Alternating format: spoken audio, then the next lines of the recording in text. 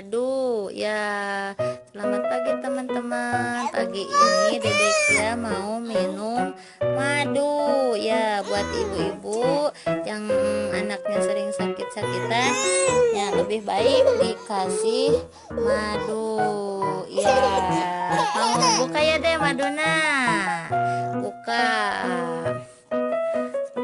Dedek ya juga dianjurin sama dokter lebih baik minum madu daripada mengkonsumsi obat dari dokter terus ya deh. Tapi alhamdulillah sudah 2 bulan ini Dedek ya minum madu, alhamdulillah ya, nggak pilek, nggak sakit perut, BAB-nya bagus ya. Yang tadinya suka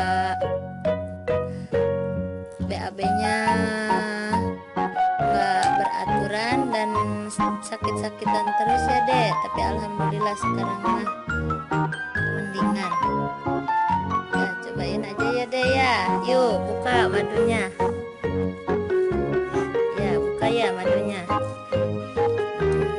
Yuk buka ya. Kali ini aku pakai madu TJ ya, madunya yang khusus untuk anak-anak ya. Ini dok, 1 hari cukup 1 sendok aja, asalkan rutin ya. Yuk dek minum obat yuk dek. Alhamdulillah Dedek ya habis minum madu ya. Memberikannya itu gampang banget ya, karena madu itu manis, beda dengan obat dari dokter ya.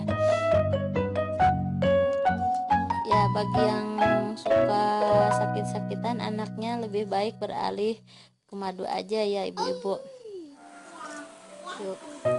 Berikut penjelasan manfaat madu untuk bayi 1 tahun ke atas. Madu memang belum diperbolehkan diberikan pada bayi yang belum genap berusia 1 tahun. Namun madu untuk anak di atas 1 tahun justru dianjurkan karena kandungannya lebih mampu mengurangi batuk dan gangguan tidur di malam hari daripada obat pereda batuk dan antihistamin. Sebagian besar obat batuk yang bisa diperoleh secara bebas maupun yang berdasarkan resep dokter sebenarnya tidak selalu direkomendasikan, namun juga tidak dilarang untuk menggunakannya.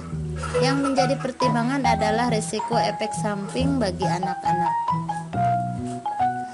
Madu di sisi lain walau berbahaya bagi bayi yang belum genap berusia 1 tahun, namun kandungan alaminya ternyata memiliki sifat antibakteri yang justru bermanfaat jika diberikan pada bayi yang sudah berusia lebih dari 1 tahun.